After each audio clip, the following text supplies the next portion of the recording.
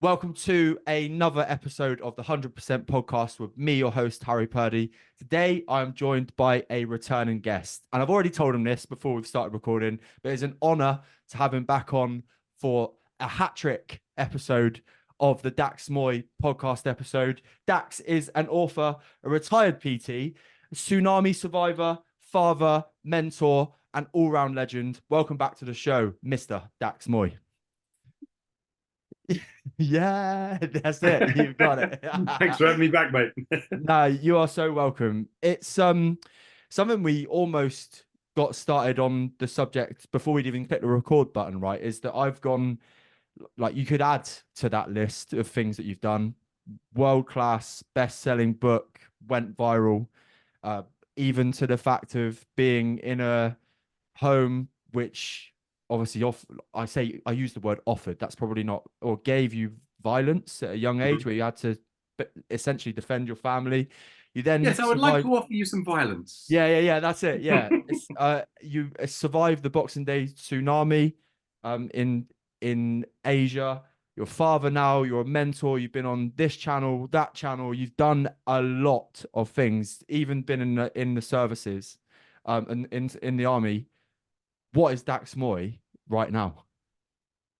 Dax Moy right now has recently just taken a little bit of time out from life, the universe, and everything. Um, as I was saying to you before we hit the record button, I think a lot of our best work in redefining ourselves comes when we are doing it just for ourselves, and we're not doing it to hit some niche market or what the public message is supposed to be or what do they want to hear from me next. And to be honest, that's been true of all of my gradations of growth as a coach, as a trainer, as a man. Whenever I give myself the opportunity to have the experiences, and they may be public experiences, but then give myself a bit of quiet reflection on that. You'll see it every couple of years. I'll just drop out of the limelight a bit, and I've created a really nice life for myself generally, by most people's standards. And I'm not living hand to mouth, and I'm not kind of having to worry about whether I can eat this month if I didn't get any new clients, right?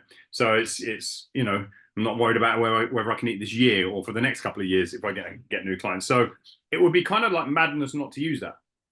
Really, what money is for in life, when you think about it, money buys us time, right? The purpose of money is to buy time.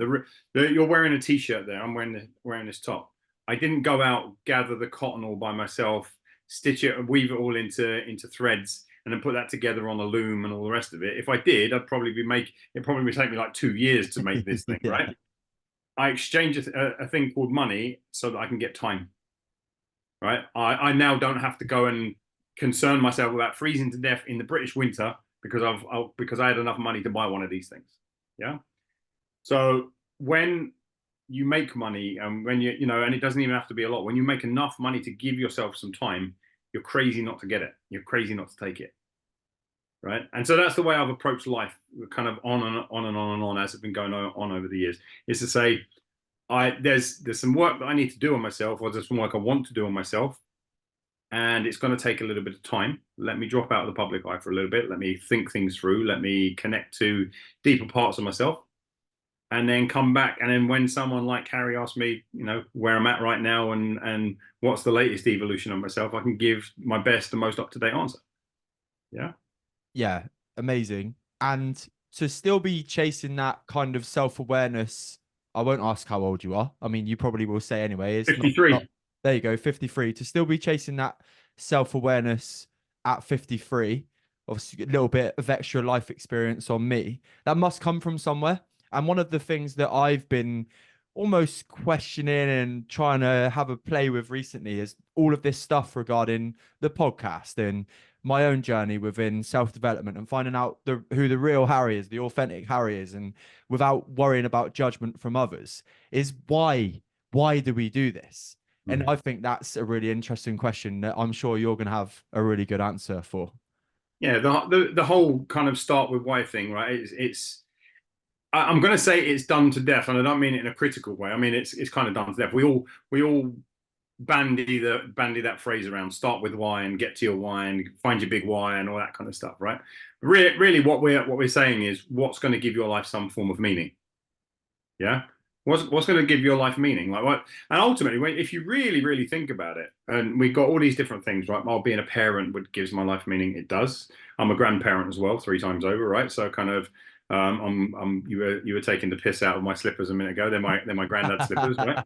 Um, like there are so many things that give our life meaning, but ultimately, the real meaning comes from the meaning you give to your life, right? What not so much what am I here to do, which is the common kind of thing. What do you feel like you're here to do? It's what do you want to do that is going to be deeply meaningful to you as you move forward.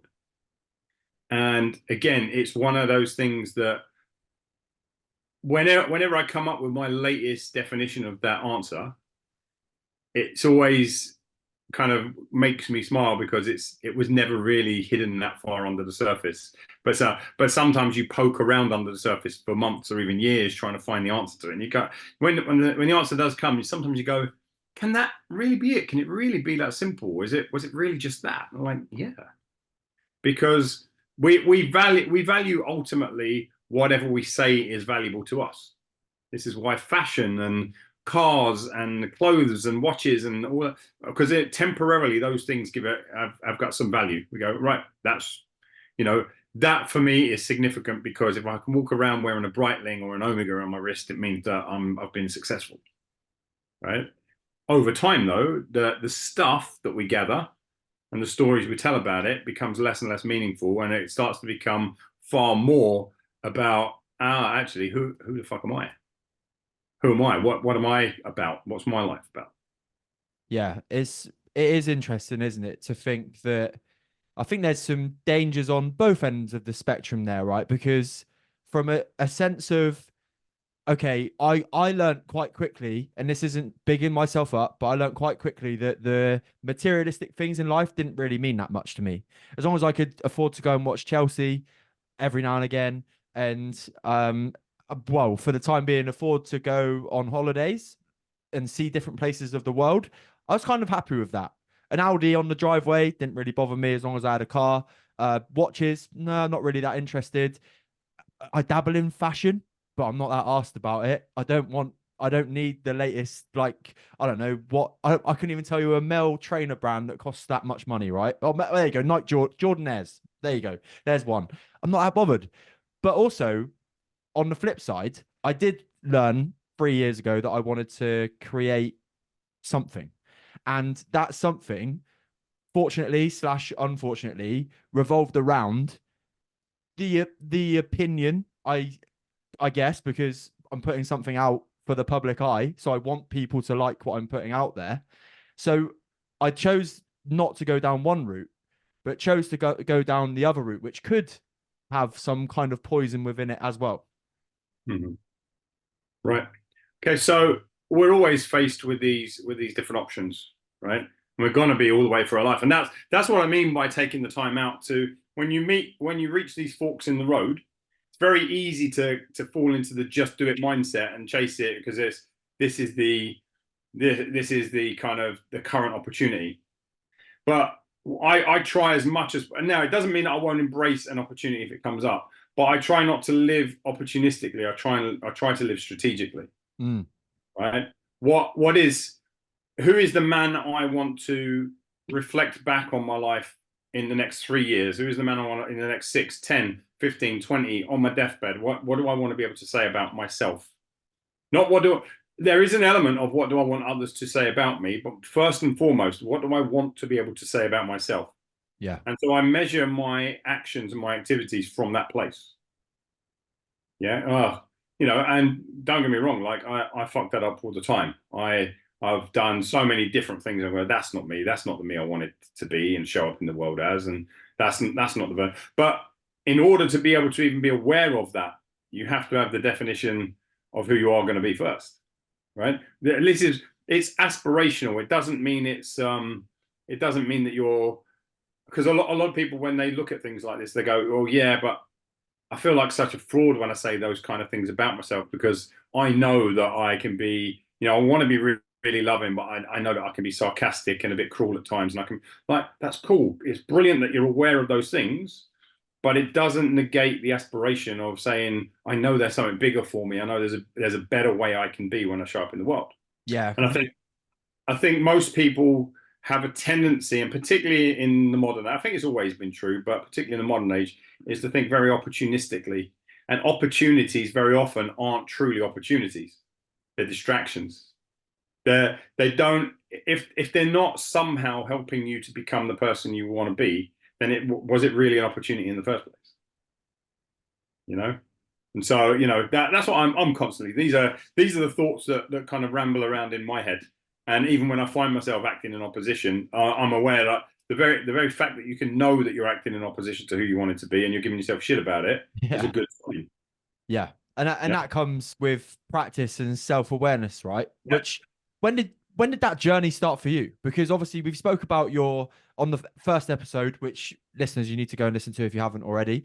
But the first episode we spoke about your journey from like childhood through to overcoming PTSD from the experiences with the tsunami. But in that timeline, when was the first time that you really knuckled down and started taking awareness of your own self and your own development?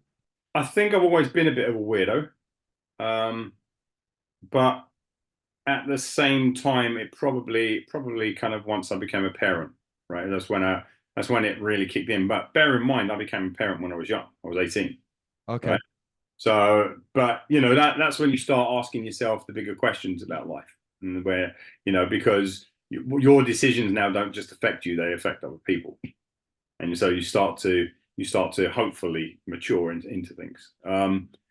Certainly, we all learn from other people. We all learn, and some, very often we learn some pretty shitty habits about self-definition and our roles and all of that kind of stuff, right? As a father, you're supposed to be this, and as a man, you should be showing up in the world like that, and as a soldier, you need to be this, right? So, along with every role that we have, we've a tendency to embody what we believe to be the responsibilities of that role, right? And if we're not careful, we can end up kind of going down lots and lots of different rabbit holes, right? Because none of us are just one thing, right? I'm a husband, I'm a dad, I'm a son, I've been a PT, a soldier, right? So which one of those is really me? And so what I've really tried to do is look to the thread of who I want to be in all of the situations. Yeah. Who do I want to be in all the situations? I don't just want to live all of us live to some degree a situational life. You probably don't speak to, the village vicar in the same way as you speak to your mates down the pub on a Friday night, right? We moderate our performance for the person in front of us to a degree, but is the core essence of who you are always present? And I think in a lot of roles, it very often isn't. Yeah, and so I started understanding that at a fairly young age. I don't know why. I don't know why. Yeah, just I've always been extremely well read though, and even before I got into psychology and all the stuff that I later studied, I've always been into like long form novels and like fantasy type novels with wizards and dragons and you know Tolkien and people like that, right? Or the Lord of the Rings collection, all of that kind of stuff. And I've been reading since the longest time. And I really do believe, and it comes back to that first chat that we had. I really do believe that the more well read you are, the more granular your language becomes, the more a grasp of words and what they mean, and then intentionality around communication and stuff. So I think if you read a lot, which I do, I read on average about 120 books a year is my average. Some years my best year was 153. I'm talking cover to cover books on all different kinds of topics, from neuroscience to coaching to business to philosophy to novels and stories and all that kind of stuff. And I think, Interesting. Yeah, yeah, go on. sorry, I didn't mean to. No, are there standout books that you have read recently that you would recommend to like me or the listeners that you're like, this is good for mindset, mental health kind of vibe? Well, look, I think every book is good for mindset and mental health. Oh, Uh, okay, amazing. right? That's the first thing. Literally every book. Like, um, you know, if I, as I look around my room now, there's books on every topic, but I have shelves that are might be about biology. I have other shelves that might be about nutrition and all kinds of stuff, right? Um, the number one book I would recommend to every reader, every viewer to read will be Conversations with God by Neil Donald Walsh. And don't get me wrong, I can imagine lots of your viewers there kind of rolling their eyeballs at that one or worrying that it's like overly Christian or something like that. And I don't mean it. That's not even meant in a derogatory way to Christians at all. I can tell you, it's not a religious book. It's not aligned with any one particular religion. It's about Neil Donald Walsh, who truly believes from the bottom of his heart that he had a conversation with God, a revelation, a kind of a discussion, right? And he was in the pits of his own hell. Life was going shitty for him, and he you know shook his fist at God and said, "Why the fuck are you doing this to me?" And God answered, right? And from there, it's been an ongoing conversation, and it reads to me very much like a coaching book, like somebody who's only got your best interest at heart, but isn't going to listen to your bullshit. Okay, you can believe that if you want, and it's a series of like 9-10 books, and they're quite incredible. I say that now, they're quite incredible. The first 3 or 4 times I tried to read, I owned the book for 5 years before I actually read it cover to cover. The first attempt, I didn't even get a chapter in. It pissed me off, and it just seemed, you know, it didn't seem like the message that I needed to hear. The second time I got a bit further, but it was still like, nah, this is all a bit far fetched. And then one day it just clicked, and then that one day was about 15 years ago. And since then, I read the entire Conversations with God series every single year, all of it, all 10 or 11 books or whatever they are. I read them. I read them all every year, and I have done for the last 15 years. Is that just for a personal reminder? Yes, but also because you change every year with your experiences, the meaning of some of the things that you're reading is more relevant at one time than another, right? So I'm reading this section. My relationships are going really, really well at the moment. So I'm kind of, yeah, that's interesting. Oh, yeah, cool. I get that. Blah, blah, blah. And then they're talking about something to do with how others see you in the world. And I'm trying to build up my business. And I'm like, oh, right. Yeah. Oh, actually, that's really cool. Yeah. Another time, business is going really well, but maybe my relationships are a bit rocky, right? I'm like, and now the relationship section jumps out at me, even though, and I've read it 10, 15 times already, but today it was the lesson that I needed to hear. Yeah. Yeah. And so that's, you know, I'd recommend that book to literally every person on the planet. I don't think there's a single person who wouldn't benefit from it.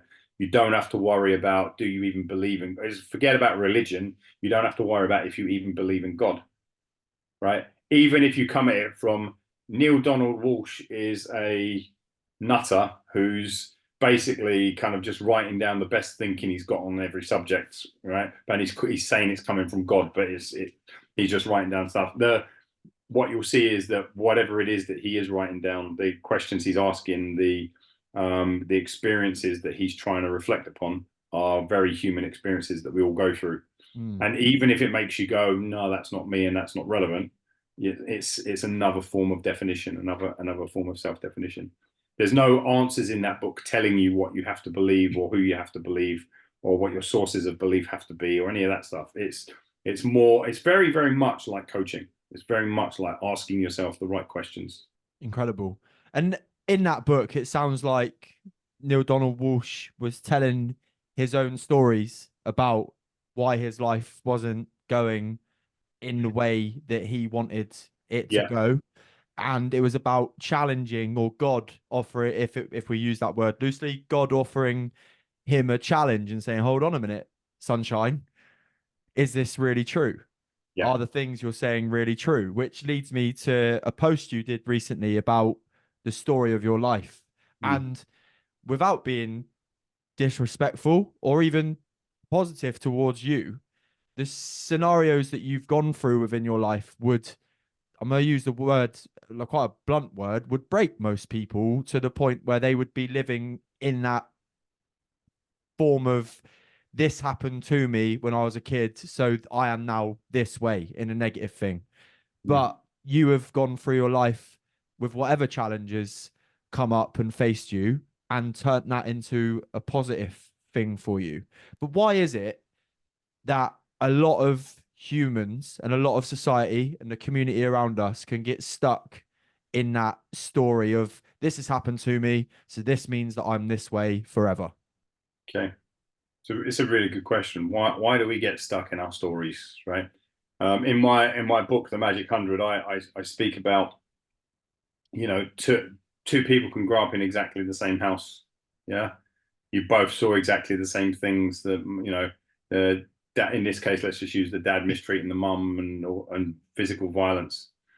One kid grows up, and when he gets his first girlfriends and stuff, he slaps them and treats them like shit and says, well, what else was up? How else was this going to turn out? This is the only model I was ever given, right? And the other one grows up and says, I'm never going to hit my missus. And that's not the game I'm playing, right? And he's vehemently against any form of violence against his partner. But they both grew up in the same house. They both started with the same model. They both had the exact same experience, the exact same examples. And the only real difference is the story that they tell themselves about something. Now that story, don't get me wrong, it doesn't mean it's not a painful story. It doesn't mean it didn't gut you, right? It doesn't mean it hasn't affected you negatively. It doesn't mean any of those things. But it is a story because, otherwise how can we have the two different experiences from within the same house? It's something that they're telling each other, right? And people are often offended by that because they think by stories, they think what I'm saying is you're making shit up and it's not. That's not what I mean. Although there is an element of that. We are making anything that happens to us, we kind of make up our own kind of timeline of events and our own set of meanings that accompany that. But what I really mean by story is a rationale, a way that we give meaning to some things in our life that we currently don't have explanation for. I'm the one who's grown up slapping my missus. I can't really understand it. I can't really break it down. I can't understand why I can't control my temper, why I can't, be a certain way. So the story and the evidence that I gather is, yeah, but look what dad did and look what it was like and look how many times we saw that, right? So I gather that evidence and I internalize it and I drag that into my self-identity. And that's really what stories are, right? Our self-identity is an accumulation of stories that we tell ourselves to help us understand our place in the world and who we are. Yeah. Now I'm the other guy, and I'm like, I've never hit my missus, and I have no intention of doing so. It's complete anathema to me. I'm like, my stories are that was disgusting. How can a person who claims to love someone else be doing that to them? That's wrong. That's right. They internalize that story, right? They are stories, and they're not anything that's embedded permanently. They're embedded to the degree that we repeat them, right? But once we start to challenge them, we say, "Is that really true?" Because I saw dad do it. Yeah, at an early and impressionable age, I was predisposed to a way of behaving. I was made to believe certain things were acceptable or that were tolerable or any of these things because of that. But now as a man, as a grown man looking at my life, do I still believe the things that scared me into believing this as a child? And that comes to this now, right? So a lot of people haven't really grown themselves up, right? They haven't grown themselves up. They're living their young lives, but in their older bodies, right? And the only way you grow yourself up is to challenge and redefine. As brings us back to the first conversation, to challenge and redefine all of the stories that were used to grow you up to this point. This reminds me of a previous episode, childish or childlike. Right. Go into Yeah. that just quickly again. Yeah. So childish wasn't me. Everybody else's fault. Fuck everybody. Right. It's like don't point the finger at me. Temper tantrum. All that kind of stuff. Childlike, curious, playful. Right. Surrounded by wonder and awe and wow, damn, I didn't realize that about myself. I didn't. Right. Most people are struggling to move past their big challenges and, dare I say it, traumas. They're struggling because they stay in the childish place. And again, that's not a finger pointing like you got to grow yourself up, right? You don't got to grow yourself up. You can stay with it forever, and you can be the child who's a victim of other people or other circumstances for as long as you damn well see fit. You could say, I'm going to be one of these people that never do that work, that never grow myself up. But the payment for that is that you'll always have trauma owning a big chunk of your life, right? If you go the other way, it doesn't mean it. Now I know all this stuff, and my PTSD still comes back to pay me fairly regular visits. The distinction is that the visits are more infrequent than they've ever been. When they happen, they're shorter than they've ever been, and the impact of them is far more negligible than it's ever been. Right? So where a lot of people are, they have the trauma every day. It's hugely impactful, and it lasts for a long time. So out of those two things, what would most people want? They'd want okay, I may never ever ever be without these thoughts or these feelings because they're so deeply embedded that maybe I'm not going to be able to nudge them out of the way completely. But I tell you what, when they come, they're not going to come as frequent, they're not going to come as hard, and they won't last as long. And that only comes really from growing yourself up. Yeah, I love it. And what's interesting there, and I know you're not essentially on paper a relationship expert, but when you look at the attachment styles and how they can affect relationships, obviously there's some like grand meaning behind them now, like anxious attachment, avoidant attachment, secure, and then anxious avoidant, or whatever the other one is as well. But really, they are again allowing your past to have either a positive, or mainly with the anxious and avoidant styles and anxious avoidant styles, is allowing your past to have a negative impact on what's in front of you or could be ahead of you. Yeah. And we have to be really careful with a lot of these kind of labels, right? Because we internalize the label, and that becomes another justification for, well, see, this explains why I'm the way I am, right? And it's proven now because there's a label that tells you why I'm the way I'm anxious attached. Like, it explains it. No, it doesn't. It doesn't explain it. It just gives it a name for you to hang a little sticker on. It's like a little price tag, right? But if you rip the sticker off, if you rip the price tag off, you go, well, actually, let me write a new price tag on there. Let me write a new sticker onto it. Yeah. And so I'm not. I use very vague terms in most of my coaching, right? So weirdly enough, right? Well, they're meaningful to me, but a lot of people when they first hear them might not get it, right? So I don't talk very much about fear. When a client first comes to me, they might talk about fear, right? They might talk about anxiety. They might talk about all of these different things. But within a very short space of time of coaching with me, the terminology changes to threat. That's it, threat, right? Just because I've threatened it, you can still react negatively to me threatening you. If I threaten to punch you in the face right now, right? You can react negatively to it, but you can also take actions to mitigate and avoid that threat. You can go, screw this, I don't need to be on a call with a guy who's speaking to me like that. Hang up, done, call over, right? Right? There are things you can do about threat, because threat is, when you boil it down, all that threat is from a neuroscience perspective is lack of prediction and response.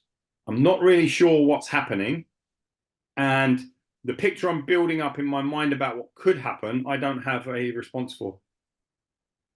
Yeah.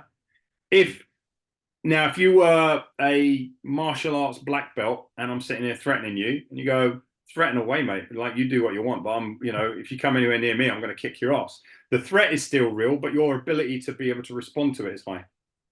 Yeah, that's insane. It's a great analogy because obviously, like my own journey with mental health is when that threat reared its head for the first time, I wasn't in a position to have the skill to be able to like quash it. Maybe not quash it is the right word, but at least like take a little bit of the sting away from what was going through my head at the time and all those kind of things. But with the right education and the right coaching, speaking to the right people, doing the right reading, you then kind of build this little arsenal of tools. You can turn around and go, okay, which tool do I need today to handle this little challenge? And I think there's like a little something I've stumbled across recently myself, a little bit of a I won't say it's a breakthrough, but a learning is that every challenge that you go through in its first instant will give you those same trigger feelings that you'll always get. So, Mhm. and I guess that's the same from the standpoint of when the tsunami happened and you were there and you had the PTSD for the first time. You didn't have the tools at that time to deal with what was in front of you. And then it was about learning the tools, building that arsenal to deal with what was ahead of you to then be able to like take the sting away from what was coming at you. But I also believe that there's a sense of when you're not quite used to a thought process or pattern or some individual thought that goes through your head, the first time you think it or the first time you feel it, there's a sense of, oh shit. And then like, you have to kind of process that. When you break it down eventually to be like, oh, it's just another one of those thoughts that is the same as X, Y, and Z thought that I've had in the past that I've dealt with in the same way. I think the fear and the threat level just naturally drops when you've got that awareness around the challenges that you've dealt with in the past.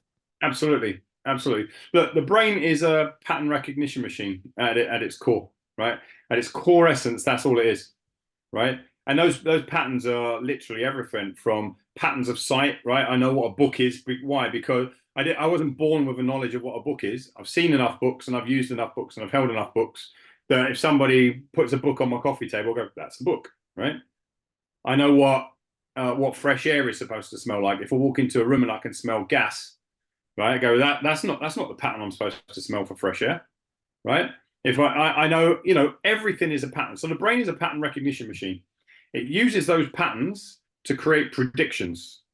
It uses those predictions to devise responses based upon what it's predicting, right? And then it uses those responses to formulate actions.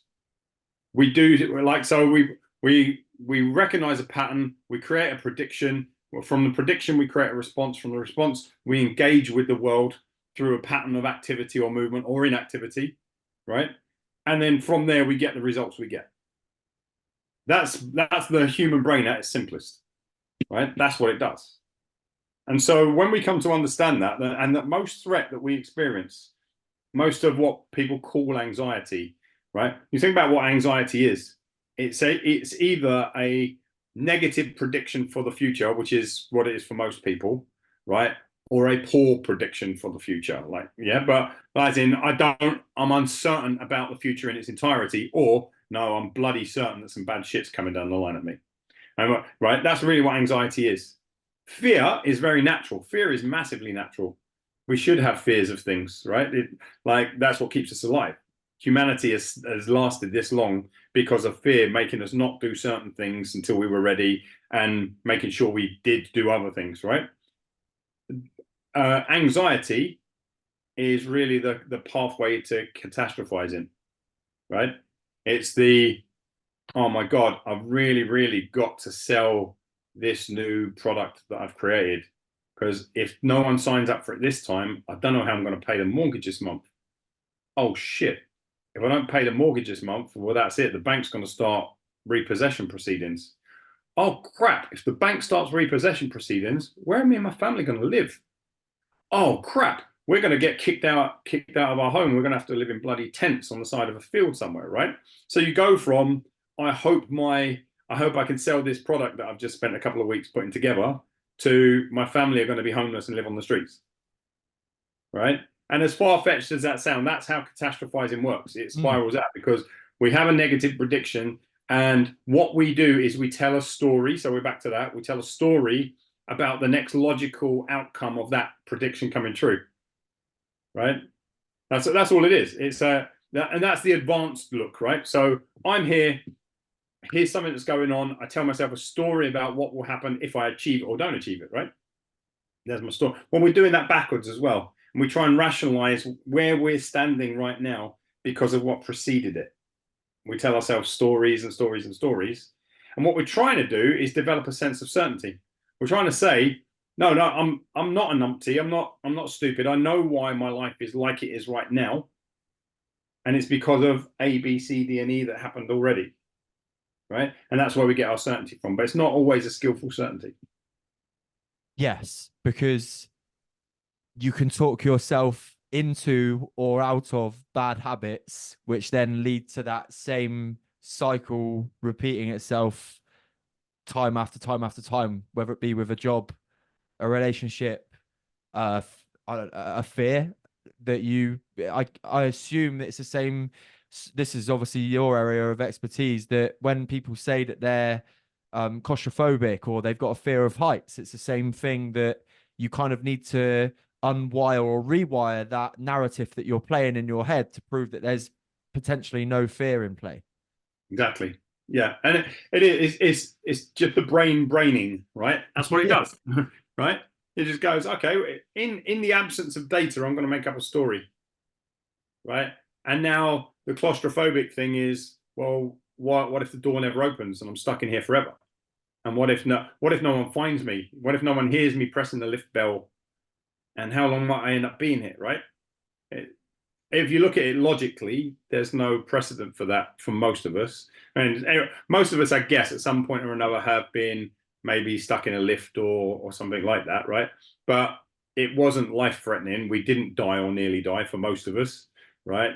The lift cables didn't snap. We didn't go plummeting 300 floors down. And like you see in movies, none of those things happened.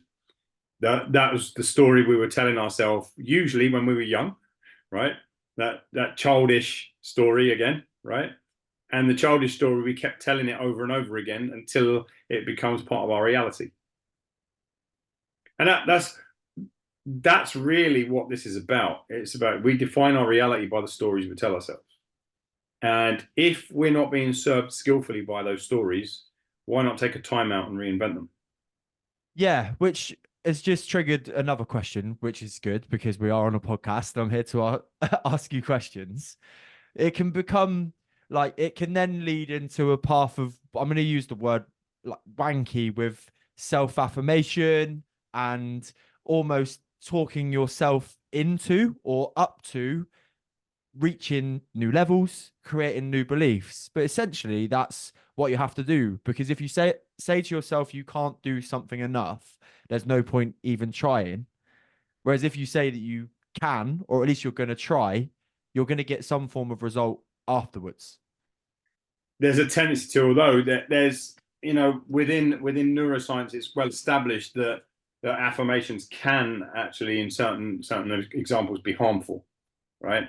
And so you have to be careful of affirmations from that perspective. Tell us more about that, Dax. If you So where an affirmation can be harmful is if it's so far removed from your reality that you basically your own brain calls into doubt your own judgment and everything else, right? So it's kind of it's damaging to your identity, right?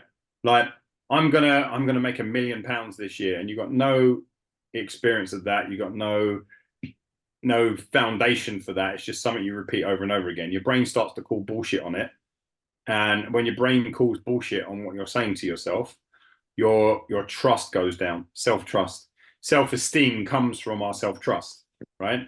I believe that I'm going to do X. Well, and every day I wake up and I do Y, yeah. right? That's where self-esteem gets either created or demolished, right? So affirmations generally tend to be far better than identifying with a specific outcome. Identify with the steps that would lead to the outcome, right? For example, I want to get into the best shape of my life, right? But I'm lean, I'm ripped, I'm this, I'm that, I'm that. Well, no, you're not, because you are not that at the moment, right? Right? You know, I am daily making a commitment to my fitness. I am daily making like your affirmations. If they are formed around things that you can actually do and are doing, they're very valuable. If they're just pie in the sky, like every day and every way I'm getting stronger and stronger, every day and every way I'm right, cool, but it doesn't necessarily correlate with anything. It doesn't correlate with an outcome. It's just a repeated it's a repeated story that you're telling yourself, but it's a story that you don't even really believe. Yeah. And So those are the dangerous ones. yeah, Keep telling yourself a story you don't really believe, and it's a really good way to fuck with your identity. because it's said, like, really, you're lying to yourself, aren't you? Yeah, And yeah. that like in terms of life in general, without being too airy fairy, there's something about lying to other people, to yourself, that obviously I was a kid once, right? You know that when you tell a lie, it just sort of sits there, doesn't it? And Yeah. if like in your pathway or your stomach is the phrase I'm going to use, it just sits there, especially if it's like a shitty one, and then you have to you have to bury it, but then really you're not being your true self with that lie, so then that can have a knock-on effect as well. Yeah. And it just messes everything up. Now, don't get me wrong. I'm not saying that I never tell lies. I do my best not to be a liar, right? Yeah, But you know, sometimes lying is often just like the easy way out of difficult situations. You go, you know, does my bum look big in this? Oh no, it looks awesome, right? Um, um, no, I mean, my wife always says to me, like, you know, it's not that she will change her clothes just because I say something about them, but she'll ask me my opinion, and she knows that my opinion will always be a truthful one. Like, I don't know, that one doesn't, kind of. My wife's quite short; she's only 5'2", and sometimes I'll say that particular top makes you look a little bit dumpy, right? You look right, and other people will hear that. You can't say that to her. And she's like, no, that's exactly what I I want needed to to hit. hear, Yeah, right? In conversations with God, there's a system of telling the truth that I absolutely love. It's called the 5 levels of truth telling, right? And the first is tell the truth to yourself about yourself. Just stop lying to yourself, right? Like, you don't have to go out into the world right now and tell everyone, like, you know, kind of some of the deepest, darkest secrets about you, right? But tell the truth to yourself about yourself, right? That will change your life almost immediately, because you're not right. Do you know what? The reason I'm not doing this is not because of what happened to me as a kid, is because of what I perpetually continued to do as an adult, right? Because I could have stopped this along the way and I haven't, right? Tell the truth to yourself about yourself. The next layer is tell the truth to yourself about another, right? That actually this relationship isn't as good as it could be because they just don't treat me very good, or they're so hot and cold, or they're so. But that I'm pushing it out there as if it's negative, but it could also be positive, right? Like, this person, I'm constantly bitching and whining and moaning about this other person, but actually they're a really good person and they've stood by me for a lot of things, and I'm just not recognizing that. And I'm not. That's not the story I'm telling myself. I'm pointing out all their flaws. I'm pointing, right, but there's a bigger truth, and that's what this truth means. It means don't just tell yourself the truth as in smash yourself over the head or smash them over the head, right? And remember, bear in mind how both of these started. Tell yourself the truth about yourself. Tell yourself the truth about another, right? Tell another the truth about yourself, right? Like, mate, so this is kind of what I've been really fearing. This is what I've been struggling with. This is how I've been feeling about whatever is going on in life right now, right? And then the next stage is tell the truth about another to another, right? Here's how I'm seeing you. Here's how I'm experiencing you in my life right now. Like, and it may not always. Sometimes it's positive, but it may not always be. Yeah. And then the final step, the fifth step of truth telling, is tell the truth to everyone all the time. Right.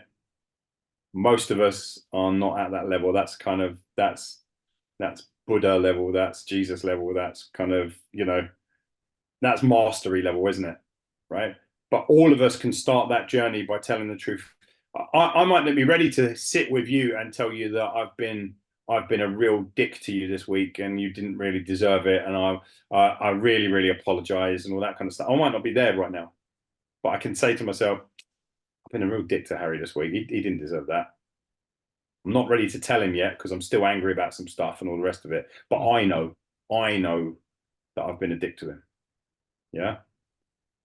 Most people can get on the ladder of reigniting their sense of self, reigniting their sense of integrity, reigniting their sense of self-esteem by starting to tell themselves truth.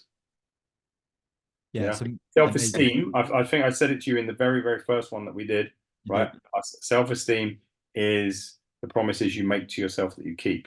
In other words, telling the truth. What's the difference between self-esteem and confidence? Not much. Not much. Self-esteem it's how you see yourself, right? Confidence includes how you see yourself, but it's how others see you. So confidence comes from the Latin confidere. It means with truth, with trust, right? Ah, Others trust you because you constantly tell the truth, right? That's what confidence is. Yeah. amazing. So they're inextricably linked, but it's just one is a little bit more outward facing, one's a little bit more inward facing. Self-esteem is your value of yourself. Confidence is how other people are experiencing you. Yep. But they both come from the same place, which is truth. It's interesting, isn't it? How all of these things like neuro link with each other, intertwine, and it's a dance, isn't it, Yeah, between well, all aspects of life and the subconscious effect that they can have on you without any real knowledge that you're doing this one thing yeah, and it's going to have an impact on you here. Which yeah, leads me to one of the next points I wrote down. You did mention the word. You said you almost held back from saying the word trauma, um, because that can have and does have a big impact on people. And it seems to be like a really big, overused word in the coaching, psychotherapy, therapy industry now, especially online. Obviously, people have challenge. We spoke about it, right? People have stories, good, bad, ugly. When should you leave your trauma and healing, the process of healing behind, and move on into the future? When is the time to say, right, I've got to stop falling back on this story. I've got to stop saying to myself that I'm going through trauma and then look to the future. the short answer to that is when it's unskillful, right? I can use my trauma story in a really skillful way to help other people resonate with me and help other people to see what's possible for you on the other side of your darkness, right? That's a skillful use of trauma. And it may be more skillful than never telling you that I've had trauma, right? Like, oh, right, well, Dax seems really positive to me, and he seems like he's got his shit together, and he seems like he knows a thing or two.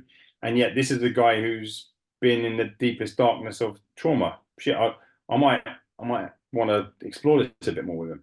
Yeah. If I'm using trauma to explain to you why my life is so shit, and it probably always will be, that's unskillful. Yeah. Stop using trauma in an unskillful way. If you're using it like a compass to kind of say this is the way, right? That's cool. If you're using it like a big pointy stick to keep like pointing at the shit parts of your life and go, look over there, that's the source of my trauma, then you're doing is you're bringing it further into focus. Yeah. So it depends. Like, what are you using conversations around trauma for? Are you using them? And this is gonna sound uncaring and possibly a bit shitty, and it's really not intended that way. So people have to, understand what I'm saying here and what I'm not saying. Some people use their trauma conversations as a means of getting certain needs met that maybe the trauma has kept them from getting met. Right? It might be sympathy. Um, it might be a sense of care or empathy or any number of things. Particularly if your trauma stems from a lack of those things, there's a tendency to use it to get those things.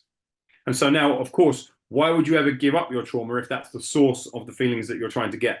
I want people to really care about me. I want people to really empathize with me. I want people to show me a bit of sympathy and love, and right. And this is the surest way I know of getting that. As soon as I drop that into a room, first off, it's a conversation stopper for everyone else, right? And secondly, it puts all eyes on me, and I start to get some of my needs met. Yeah. Versus, how can I have these conversations that flip it around the other way and say, look, I'm fine. In fact, my relationship with trauma, is so positive now, and I don't identify with being traumatized. I identify with being a person who is really far down the healing journey, and I'd love to share some of that with you.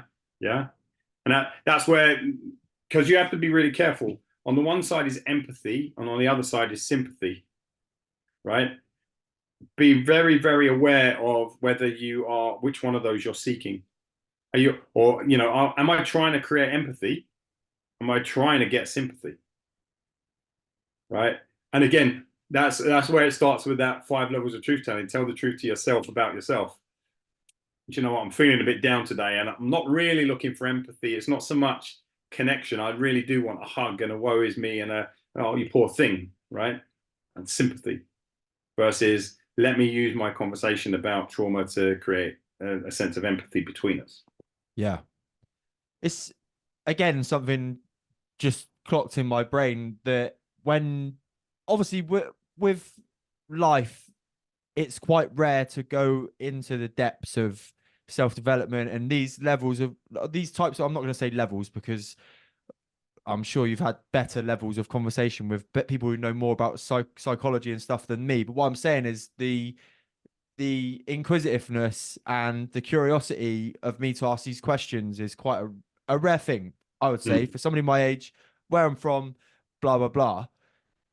But what comes up sometimes is that because you've got these levels of skill, which can help you navigate trauma and has helped my own personal healing journey, people sometimes look at you and go, it can't be real. And have you ever had that experience? What either the healing or the like the healing the can't be the real or fact that the positivity, I guess, is where I'm going with it. The right. positivity that can come from the negative elements of what's happened. It's Mm. almost like there's like a sense of like why are you so positive about X situation, or how can you see a positive in every situation? And obviously I know the difference between like being fucking naive and also like actually genuinely having a positive outlook on life. But sometimes on when people aren't on the or don't have the same level of education as you, and again that could sound horror like shit to some people, but again it's not coming from an area of like patronization or like criticism. It's just that I've spent a lot of money to try and get my level of understanding of myself there, but sometimes it can come across maybe the wrong way. Have you ever had to navigate that? I'm sure I have, but one of the things I don't use out of my toolbox to really discuss many of these things is positivity. So I don't lean into positivity. What I lean into is authenticity, Yeah. right? You're feeling how you feel about it is fine, right? But to be authentic, right? Authentic comes from the old Greek autohentes. It actually means self-created, right? If you're authentic, you're self-created. And what am I trying to create right now? I'm trying to create truth about my situation, not necessarily positivity, but here's the thing: most pessimism is untrue as well, right? So just try and get to the truth. Don't try and be positive about it. Sometimes things that are happening in our lives are really shitty, and you can't. No matter how you try and dress it up, it doesn't kind of make it all right, and it doesn't make it. Oh yeah, no, everything's going to work out in the all right in the end. Sometimes it really doesn't feel that way. Sometimes the truth today is, yeah, I'm having a really shitty day. It's been a really hard day. It's ground me down a little bit, and all the rest of it, right? But here's reality. Here's truth. Here's authenticity. But you know what? I have actually been through worse, and I do know that as bad as today's been, as exhausting as today's been, as shitty as today's been, I do know that it's probably not going to stay like this forever, right? That's not positive thinking. That's accurate thinking, right? That's telling the truth about things, right? We also know it's true. I mean, a lot of the people that there are some people that are really, really, really, really deep in their trauma, and they don't, they're having like psychotic episodes, you could say, right? But most people that I've worked with over the years, as deep as and this would include me too, as deep as my trauma might have been, I might have been sat at home crying, staring at the wall this morning. Yeah, and then I've got some appointments this afternoon. I still know how to put on the face and the awareness for my clients again, and so I can wake up, get up, and do the job. Right? Well, how was that possible? How is it possible that I can go into the supermarket and do my shopping for the family tonight and not burst into tears alongside, while I'm ringing up my groceries type of thing? How is that possible? Now, don't get me wrong. There were times in my trauma where I was crying in Sainsbury's, right? but that wasn't all the time. Yeah. How is it possible that we can suddenly flip a switch? Because this isn't, that would be unprofessional for me to be in this meeting and burst into tears right now. Like, and these are my bosses, or this is my peer group. So I need to be a bit different here. But yeah, when I get home and my family see me, they're going to see me with a glum face and see me burst into tears and tell them how shit the day has been again. Right? We know how to compartmentalize our lives. We already know how to do it. We do it all the time. Right? Yeah. And we can compartmentalize strategically. We can compartmentalize skillfully, and it doesn't have to be based on lies and fake positivity. It can be based upon, actually, no, this is the real situation, right? I can downgrade this trauma today a little bit if I wanted to. If I really, really wanted to lean into this, I could tell myself a bit of a different story. Doesn't have to be positive, but it also doesn't have to be full of lies either. For sure. And I think with any challenge, the bigger challenges with my mental health and physical health, which was the start of my own journey, there was a version of me within myself that just I needed to find the right switch in my brain to turn on.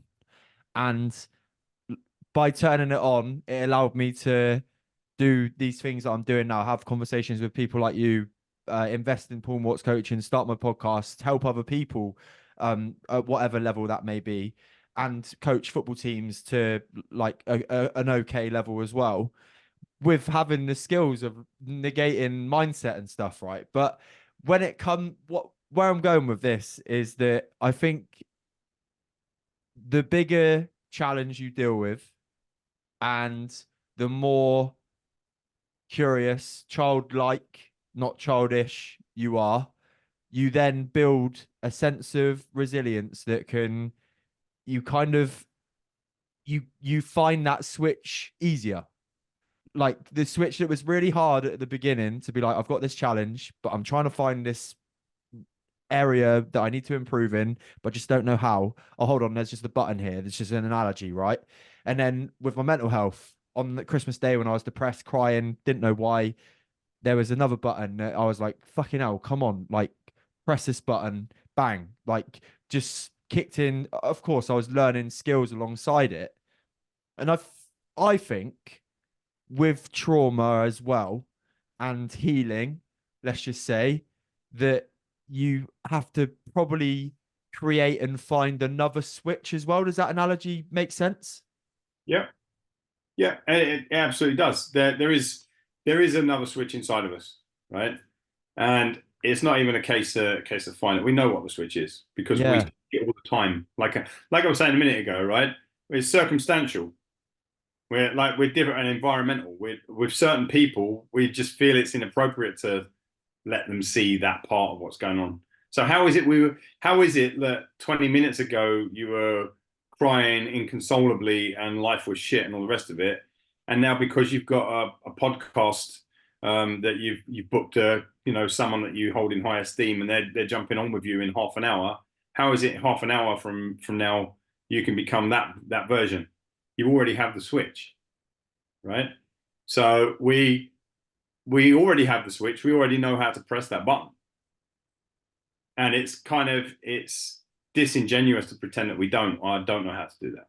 Yeah. And that's just interesting. It's interesting. It's an interesting point because I think sometimes we can delay the pressing of the switch when it suits our narrative. Right. And that's what I said earlier, right? Which is, what needs am I getting met by this? Right? We're always getting a need met. We just don't always understand. Oh, of course I'm not getting a need met. Can't you see me? I'm in a deep, dark, horrible place. And right? It's like, yeah, but okay, so what's the need that's being met right now? Yeah. Right? The need you might need to vent, right? And so by being in the deep, dark, horrible place and the feeling of venting, you might pick an argument with someone who's close to you so that you can vent. It's I need an outlet for my anger, right? So I've been behaving this way so that I can manipulate the situation and circumstances so that I can have my vent, right? Because I've been bottling things up for ages. Yeah. Right? It's and I really, really don't mean it in a kind of way that we intend to hurt people. What I mean is we do it in a way to get a need met for ourselves. And it's the challenge is it's not usually the most skillful way. There are plenty of outlets for your anger, loads, including not having the outburst anyway and addressing the source of the anger, right? Like, why am I angry? I'm angry about this. I'm angry because I feel misunderstood. I'm angry because people don't seem to get what I'm on about or what I'm going through, or whatever. Like, when I was in the deeper part of my PTSD, I hated people offering me comfort in words. Oh, it'll all be all right in the end. You don't fucking know, right? You don't know what I'm going through. And I started to create real animosity toward people offering me comfort. Yeah, because what I needed really was somebody not to offer me it's all going to be all right in the end, but someone to say, okay, no, yeah, that must be really hard for you to kind of be in that really angry place right now, for you to want to punch someone in the mouth right now. Like, it must be really, really hard. Like, and particularly being given that the only people around you right now are your own family, and you're feeling anger toward them, that must feel really like isolating or something. Yeah, it does. And then somebody gets it, right? Everything's changed. We change in an instant, right? We don't take a long time to change. We change in an instant, but we take a long time to decide to change. Yeah. Right. And we take as long as it takes for us to tell ourselves the story. Right. And if you've gotten really, really good at telling yourself the shitty story, just like a really good book, right? Right. It wasn't just a man wearing a green jumper on a street corner, right? The tall man with dark complexion stood beneath the lamplight where his blonde hair, right? It gets more and more detailed, doesn't it? Right? So you got the basic, when you're 6 years old and you have to tell a story about the man was on the corner, he had this. When you become 35 and you're a well-published author and all that kind of stuff, and his complexion was this, and the way he moved his eyebrows kind of intoned this kind of mood, and right? How detailed is the story? It gets more and more detailed the more times you tell it. Yeah. And because it's more and more detailed, it takes longer to tell the story. And so the longer we tell the story, the more we stay with the feelings that the story evokes. Right. So we need to kind of find ways of getting more skillful with our storytelling, give ourselves better stories and more detailed stories for the advancement to where we want to go, and get better at shortening the stories that don't serve us. Yeah, this thing happened to me once. Like, I can go into the nitty gritty details of what happened in the tsunami and all the rest of it. I've written posts about it, and I'm not scared or shy to go into the details on podcasts or when people interview me. It's not a problem at all, right? But mostly the tsunami commentary is a fairly short part of the story, and the who I've become since is the long part. Yeah. Now think about people who are really deep mired in the shit of their trauma. They're very detailed in their story of what caused the trauma, and they're very short and vague in the who they've become since it. Yeah, flip it. Longer, more detailed stories. It changes everything. Mate, I love it. We spoke about childlike again, and trauma and healing and our stories, and then we've spoken about gaining awareness of them. And I'm sure there'll be somebody listening to this podcast right now who has gone, shit, I completely am getting where these two are coming from. I need to break free from my story. I need to break free from my trauma. What would Dax Moy's advice or coaching be to somebody who wants to drop the story, drop the trauma, and move on to create the next part of their life? Simple as pick up the pen and start writing the next part of your life. Right? I mean, it doesn't sound particularly deep, but it is, right? Because this is, think of it literally as a story, right? These are chapters in the build up to this point where you're standing right now, and every part of it, including the traumatic part, is just this is the part of the book that I'm up to right this second. Well, what happens next? Where does it go next? Right? And this is where you get to fantasize, because stories can be fantasy as well, right? dragons and wizards and all the rest of it, if we can write stories about dragons and wizards and elves and dwarves and all that kind of stuff, we can write stories about like the direction and we want to take the next part of our lives. Right? Most people haven't done that. Right? And again, why don't they do it? Well, because they aren't really writing the story of the next part of their life. They're writing the continuing story of the last part of their life. What they do is they say, but I can't have that in the next phase of my life because of the story that I've told you up to this point. Right? Makes no sense. It makes no sense. They go, because of everything that's happened up to this point, anything that I could possibly fantasize for the next stage is impossible. And it's just not true. Right? It's improbable if you do nothing about it. It's not impossible. Right? And so it's a bit like drawing up a map, like a treasure map, right? Kind of, if you don't draw it, there's no hope of finding the treasure. It's just it could be buried anywhere, right? Doesn't mean that you're necessarily ready to walk the journey to go and dig up the treasure, but like, okay, have you drawn out the map? Do you know what you want it to look like, what you don't want it to look like? Most people haven't done that work, and so it's a bit like I just said a second ago, that how they have a very detailed historical story and have a very vague future-facing story, right? It's time to flip the script on that. Get really specific, detailed, exact, specific, precise on what the next phase, what you want the next phase to look like. There's no guarantee it will, but we're not playing in the world of certainty. We're playing in the world of possibility. What if all things were possible? What direction would you take it? And sometimes those goals, for example, where I'm going with this point is, I could say I'd love my podcast to reach 1 million downloads, right? It's possible one day, but if I got to 900,000, would I still be happy? The answer is yes. Right. So I think what I'm saying to add to your point is, write those goals down with a scope of they're a little bit of a stretch, I think, but they're possible if you were to put the work in and ask yourself.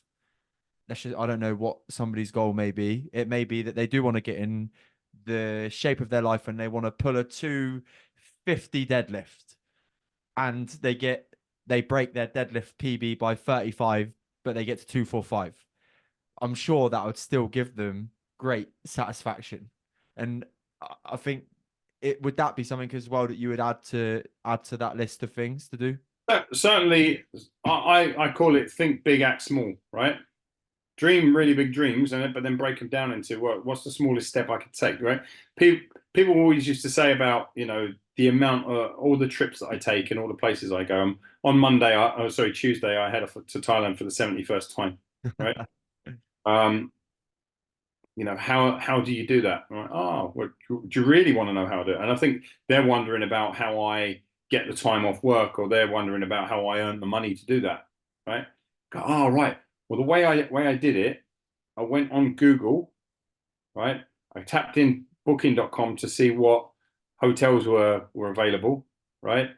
From there, I booked the hotel and I booked the flight, and that's how. And they're like, no, but they mistake and they misunderstand that there are micro steps to making something happen. If you're not taking the micro step, the macro step's impossible. I can talk all I want about wanting to see sunsets over mountains and distant shores and all the rest of it.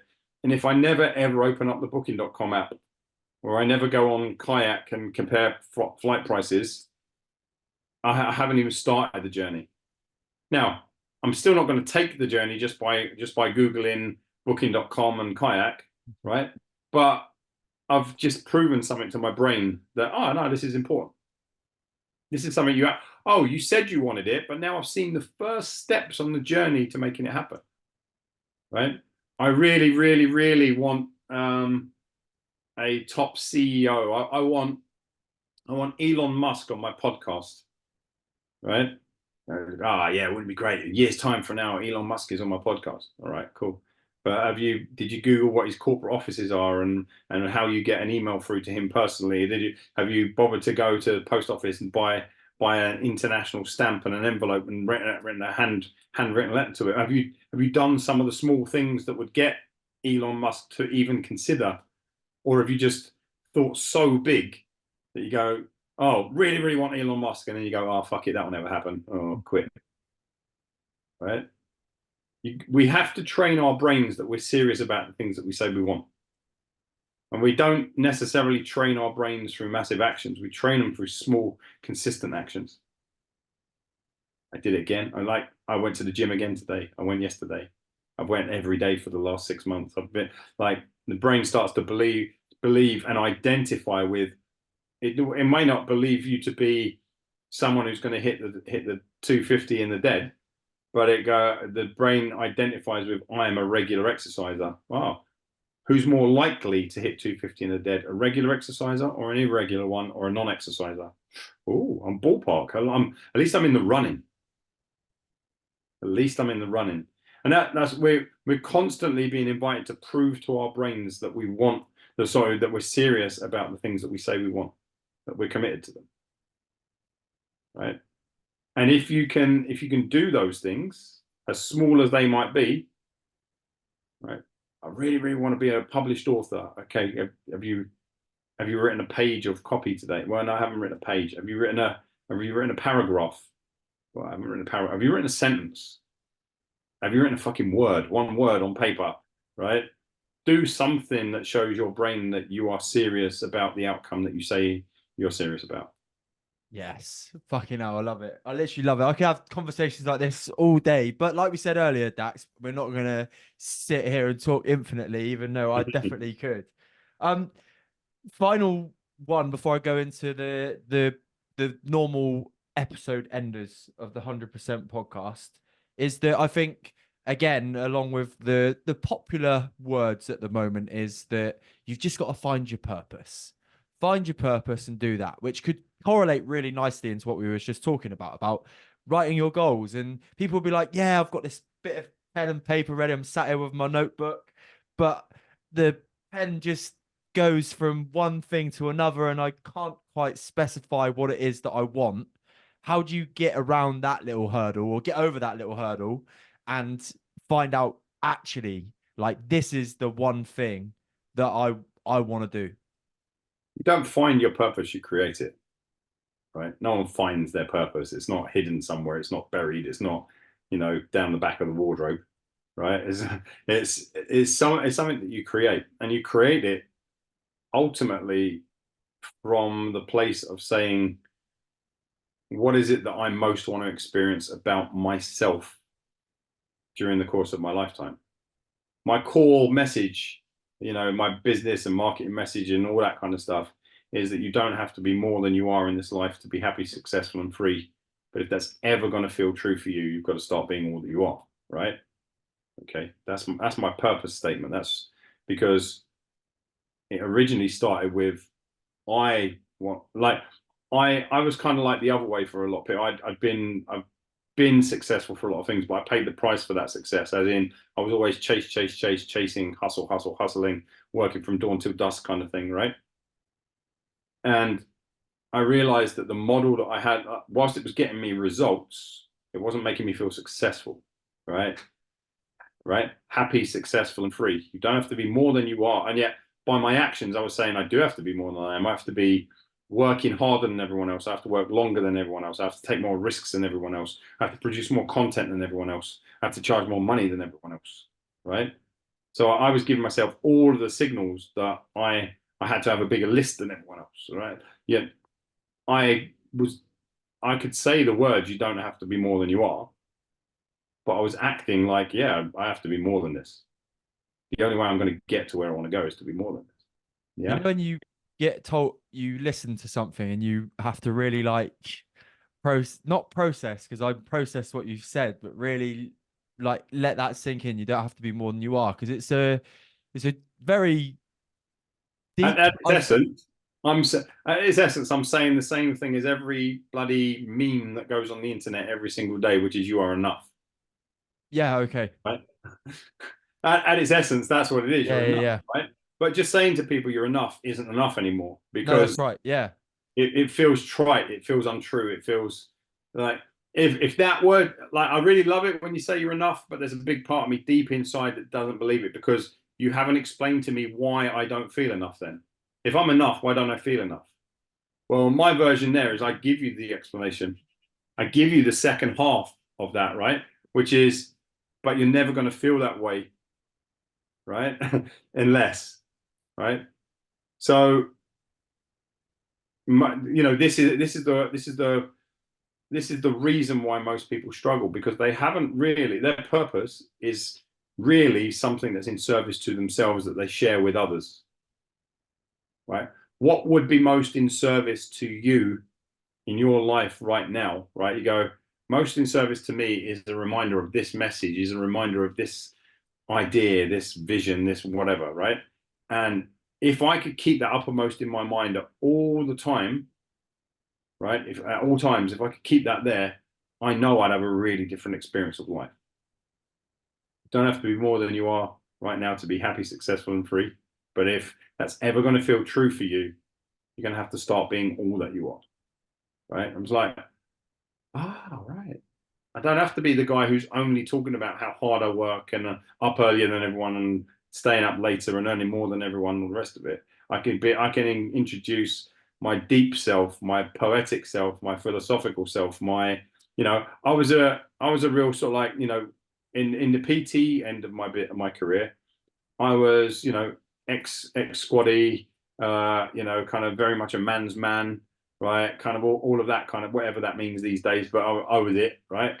Um, and most people didn't see like my family did, but most people online and anyone that's following me didn't see like the softer, deeper, more thoughtful sides of me and the philosophical parts of me and the guy who's into it, who's a word nerd and who's into etymology and writes poems and all that. They didn't see that.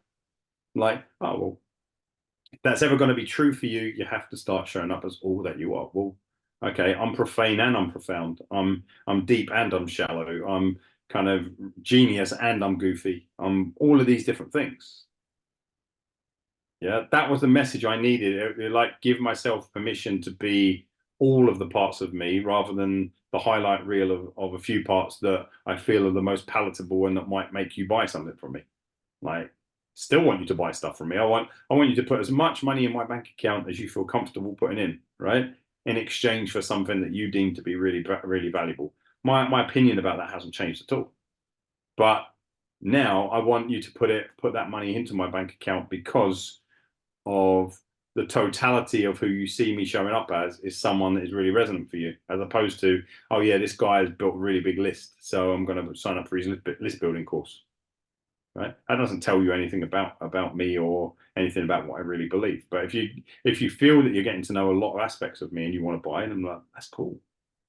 Because now I can influence the exact same thing that's creating the sense of success and the sense of self-worth and the sense of confidence and everything else in myself. I can now share with others from an experiential place. I can share that with you now. And that's my purpose. But your purpose really is it always comes down to how can I serve myself? What's the story that I need to tell myself that serves me most? And then once I start to embody that, let me share that with other people. Right. So my greater purpose in the world is to help as many people in the world remember that they don't have to be more than they are right now to be happy, successful, and free. Right. But it comes from a really selfish place because it's the message I most needed to hear for myself in order for me to have my evolutions and transformations.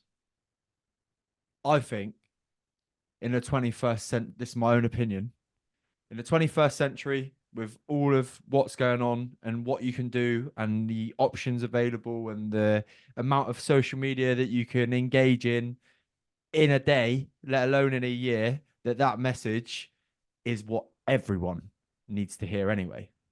Yeah. I personally think. Yeah. And I agree, and that's why I'm so passionate about it, and that's why I'm constantly leaning into that message. And I'm constant when things aren't going well for me in my own life, right? It's not like I've got everything dialed in at all times. When things aren't going well for me in my life, I'll go, what parts of me are not showing up at the moment, right? Because if that's ever going to be true for you, then you need to start showing up as all that you are. I'll go, So if I'm struggling, if I'm not feeling happy, successful, and free today, it might be passing, it might be a couple of weeks, it might be a couple of months where I'm going, oh, life's just not feeling dialed in for me. Go, okay, so which parts of you have you forgot to show up as? Show up as all of it. Yeah. And that's the game changer.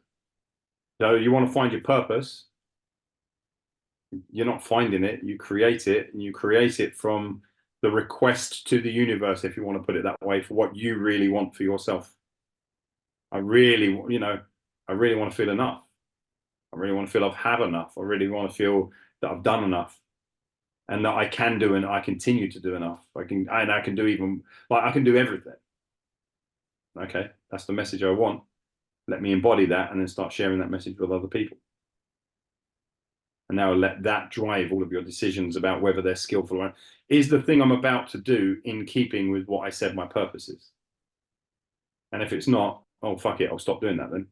Oh, yeah, but you've just invested 10K and 2 years into doing it. Yeah, but that was then, this is now. I'm clearer now about where I want to go. And if I keep on down this route, I'm not going to end up in the place that I really want to end up. That could lead into another conversation in itself, couldn't it? That'd be the sunk cost fallacy, right? Yeah. Yeah. Yeah.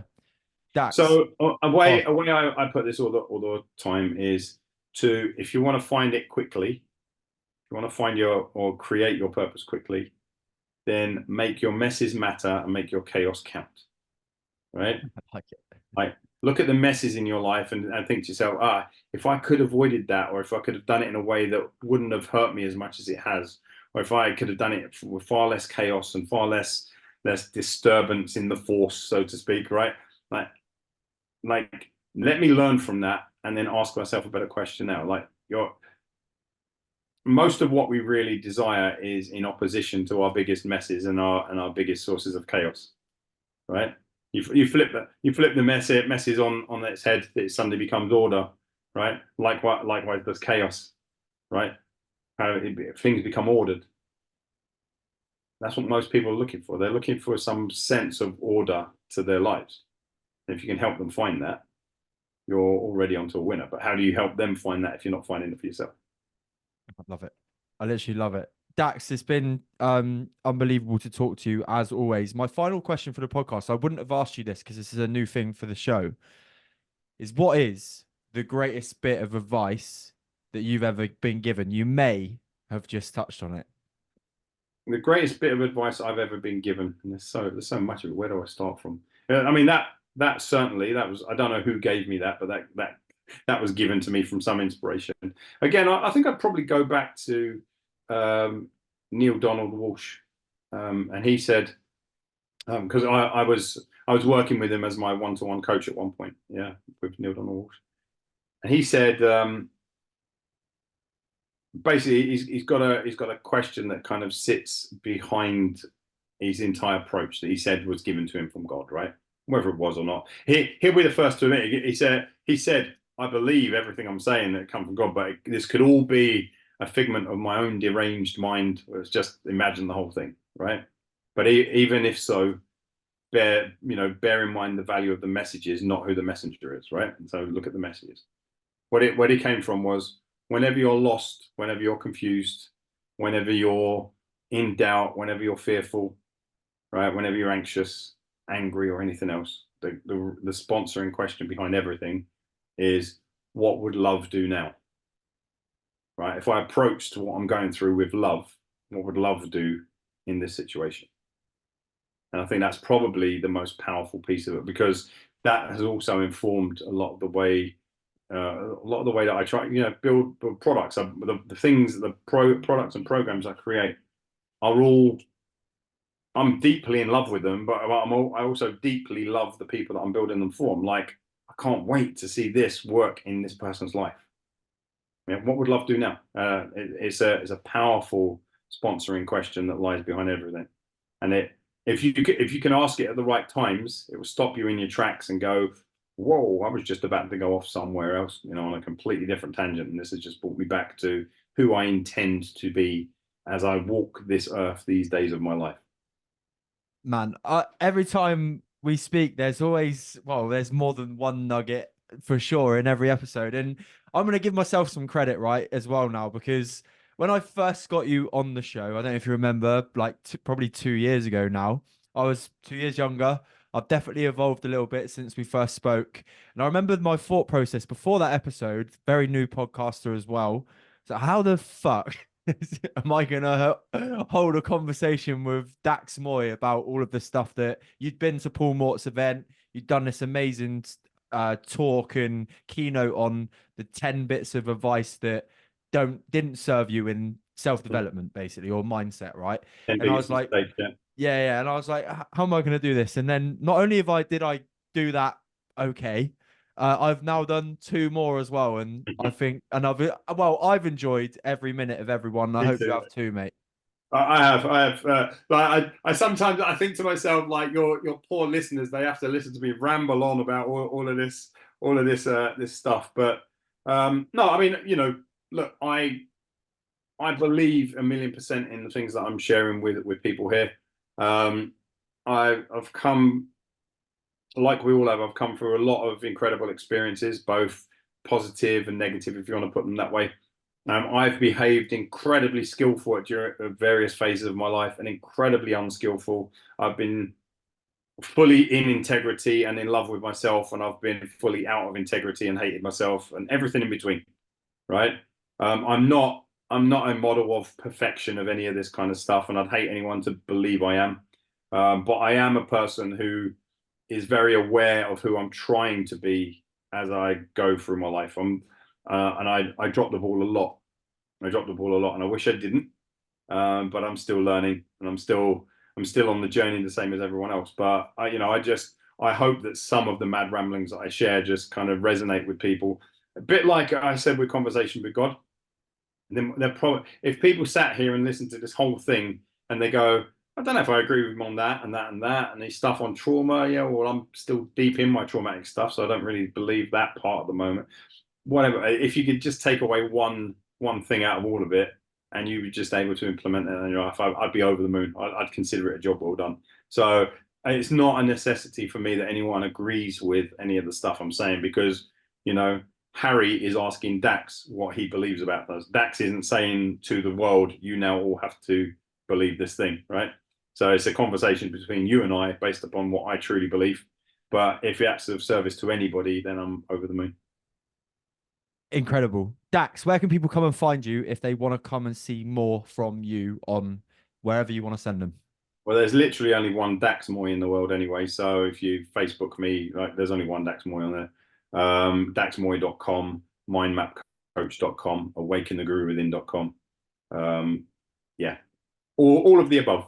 Perfect. If you have enjoyed today's episode with me and Dax Moy, please go over to Apple Podcasts and Spotify and drop a 5-star review. If you're watching on YouTube, I'm looking at you right now. Below you, there's a like and subscribe button that you would do me the hugest of favors if you clicked both of them and then you saw me here with a new episode every Friday.